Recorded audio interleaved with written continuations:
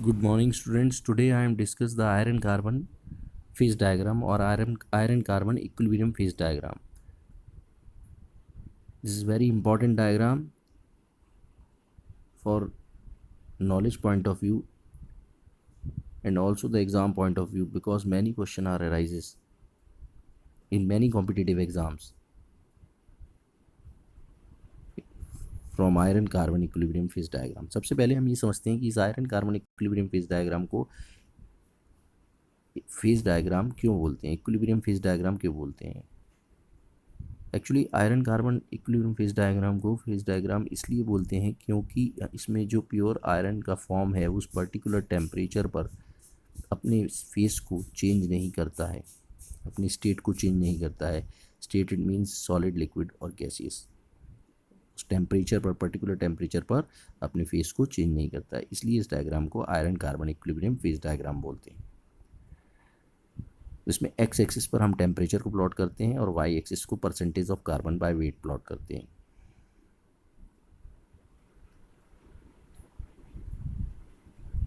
तो इस iron carbon diagram में हमें ये समझना है कि हमारे पास एक रो आयरन ओर है, जो ओर है वो अपने अंदर 100% आयरन कंटेंट किया हुआ है। तो जब उसके अंदर कोई भी कार्बन का परसेंटेज नहीं ऐड किया जाता है तो उसके अंदर प्योर फॉर्म ऑफ आयरन है जब हम लेते हैं तो उस समय जो चेंजेस आते हैं वो हम वाई एक्सिस पर प्लॉट करते हैं और वाई एक्सिस पर समझने की कोशिश करते हैं। तो जब हम प्योर आयरन ओर को जब हम 0 से 910 डिग्री सेंटीग्रेड टेम्परेचर पर गर्म करते हैं तो उस समय जो हमें आयरन का जो फॉर्म है वो अल्फ़ा आयरन और अल्फ़ा फेराइट के नाम से मिलता है। इस समय इस आयरन का जो मॉलिक्यूलर स्ट्रक्चर है वो बॉडी सेंटर्ड क्यूबिक स्ट्रक्चर मिलता है। जब हम फर्दर इस टेम्परेचर को और इंक्रीज़ करते हैं 1410 डिग्री सेंटीग्रेड टेम्परेचर पर, तो इस समय हमें जो प्योर आयरन का जो फॉर्म है वो gamma gamma iron gamma ferrite के नाम से मिलता है। और इस समय इसका जो मॉलिक्यूलर स्ट्रक्चर है वो चेंज हो जाता है बॉडी सेंटर्ड क्यूबिक से फेस सेंटर्ड क्यूबिक में। तो इस समय इसका जो मॉलिक्यूलर स्ट्रक्चर है वो फेस सेंटर्ड क्यूबिक स्ट्रक्चर मिलता है। इस तरह से जब हम और टेम्परेचर को इंक्रीज करते हैं 1410 टू 1535 डिग्री सेंटीग्रेड टेम्परेचर को जब हम करते हैं तो इस समय जो आयरन का जो फॉर्म है वो हमें डेल्टा आयरन और डेल्टा फेराइट के नाम से मिलता है। और इस समय इसका जो face structure, molecular face structure है वो फेस सेंटर्ड क्यूबिक स्ट्रक्चर से चेंज होकर के बॉडी सेंटर्ड क्यूबिक स्ट्रक्चर मिलता है। ये वाई एक्सिस की बात हुई। अब एक्स एक्सिस पे आइए। एक्स एक्सिस पे percentage of carbon by weight plot किया जाता है। जब हम 2.1% कार्बन ऐड करते हैं तो इस समय हमें स्टील प्राप्त होता है। जब हम 2.1% कार्बन से जब हम 6.6% कार्बन ऐड करते हैं प्योर आयरन ओर में तो उस समय हमें कास्ट आयरन का फॉर्म मिलता है। जैसे जैसे हम कार्बन का परसेंटेज चेंज करते जाते हैं आयरन में तो हमें कुछ चेंजेस देखने को मिलते हैं। ये इस चीज़ का एनालिसिस हम आयरन कार्बन डायग्राम में करते हैं। आयरन कार्बन डायग्राम में जो आप सबसे ज़्यादा मेन इंपॉर्टेंट चीज़ पढ़ेंगे वही इसी के बारे में एनालिसिस करना सीखेंगे। चलिए अब हम एक्स एक्सिस की तरफ आते हैं और अब हम जो है धीरे धीरे कार्बन का परसेंटेज बढ़ाते हैं। जब हम देखते हैं कि 910 डिग्री सेंटीग्रेड टेम्परेचर पर जब हम 2% कार्बन ऐड करते हैं, 910 डिग्री सेंटीग्रेड टेम्परेचर पर जब हम 2% कार्बन ऐड करते हैं तो हम देखते हैं कि जो अल्फ़ा फेराइट है वो प्योर फॉर्म अल्फ़ा फेराइट ना मिल करके उसके अंदर कुछ ऑस्टेनाइट भी मिलता है। जब हम टेम्परेचर कम करते हैं 910 टू 768 टेम्परेचर करते हैं तो उस समय हमें अल्फ़ा फेराइट प्योर ना मिल करके उसके साथ अल्फ़ा फेराइट प्लस ऑस्टेनाइट मिलता है। जब हम टेम्परेचर और इंक्रीज़ करते हैं और कार्बन का परसेंटेज और बढ़ाते हैं तो उस समय फिर हमें प्योर ऑस्टेनाइट मिलना स्टार्ट हो जाता है। तो कहने का मतलब ये है कि जिस टेम्परेचर पर ट्रांसफॉर्मेशन होना है उस टेम्परेचर पर ट्रांसफॉर्मेशन ना हो करके उससे ज़्यादा जब टेम्परेचर होगा तो उस पर ट्रांसफॉर्मेशन होता है।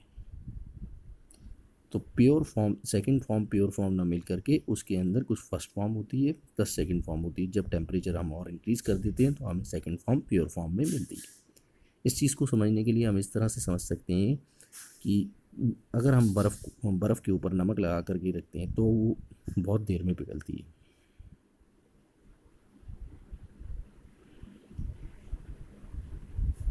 इसी तरह से जब हम टेम्परेचर इस तरह से जब हम टेम्परेचर 1535 करते हैं और 1535 टेम्परेचर पर जब हम प्योर आयरन ओर को गर्म करते हैं तो हमें प्योर फॉर्म डेल्टा फेराइट और डेल्टा आयरन का मिलता है, डेल्टा फेराइट और डेल्टा आयरन का मिलता है। इस समय जब हम इससे टेम्परेचर कुछ कम कर देते हैं तो टेम्परेचर कम करने पर हम देखते हैं कि उस समय हमें डेल्टा आयरन प्लस लिक्विड मिलना स्टार्ट हो जाता है। तो प्योर फॉर्म डेल्टा आयरन ना मिल करके उसमें लिक्विड फॉर्म मिल जाए,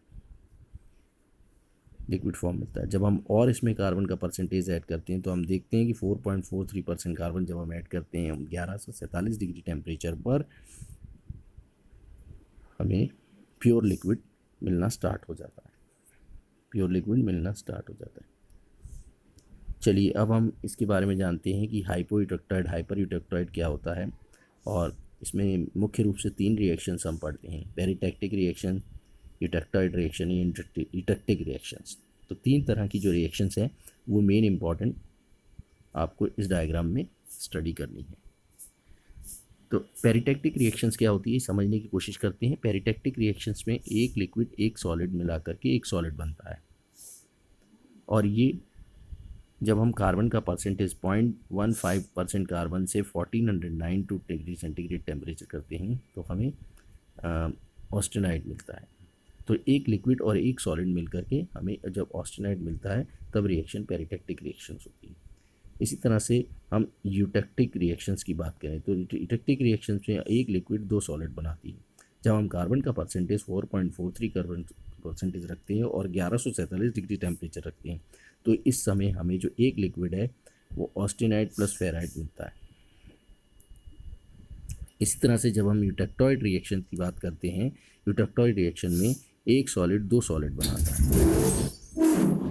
अब 0.8% कार्बन जब हम 723 डिग्री सेंटीग्रेड टेम्परेचर करते हैं तो हमें ऑस्टेनाइड मिल करके हमें अल्फ़ा फेराइड प्लस सीमेंटाइड बनता है, अल्फ़ा फेराइड प्लस सीमेंटाइड बनता है, अल्फ़ा फेराइड प्लस सीमेंटाइड बनता है। तो ये हमारी रिएक्शंस होती है यूटेक्टॉइड रिएक्शंस। तो आयरन कार्बन डायग्राम में 3 रिएक्शंस बहुत मेन इंपॉर्टेंट होती हैं जिसमें पेरिटैक्टिक रिएक्शंस में एक लिक्विड एक सॉलिड मिला करके एक सॉलिड बनता है और यूटेक्टिक रिएक्शन में एक लिक्विड 2 सॉलिड बनाता है, यूटेक्टॉइड रिएक्शन में एक सॉलिड 2 सॉलिड बनाता है। और इसमें कार्बन का परसेंटेज जो है वो वेरी करता है।